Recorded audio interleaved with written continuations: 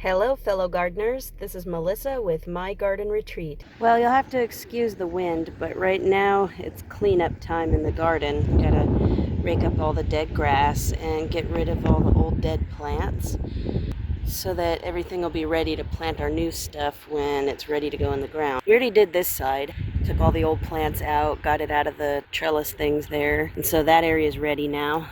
That's my new grow box, so nothing but herbs in there. And this has a little water gauge to tell you when to stop putting water in.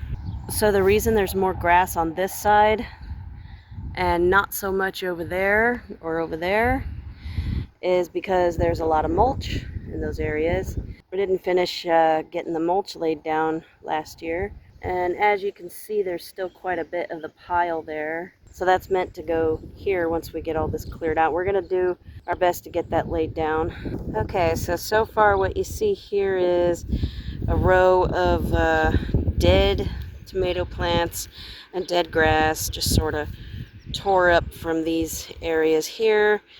Kind of piled it up in the walkway. From there, it'll just be a matter of scooping it into a wheelbarrow and taking it out of here. And then all these buckets here, they had dead old plants in them, but pulled all of those out and got rid of them.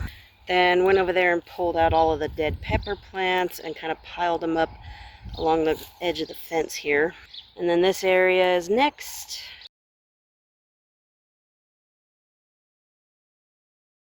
Okay, time for a garden update. So this was the area that was all mulched up last time. And now we got all the weeds cleared and pulled out of this area over here with the trellises. And there's all mulch laid down everywhere here too. So the whole area is nice and cleared out. And then there's this area back here as well. Those are, again, the pots that will grow some herbs and peppers in. And then those little tubs over there is where I put the onions, and they're actually sprouting already, so we'll go take a look at that. Yeah, look at all these sprouts coming up. They're already growing tails up out of the dirt.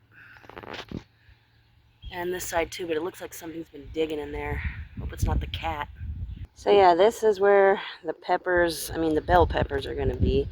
And then these trellised areas here are going to be where the tomatoes are.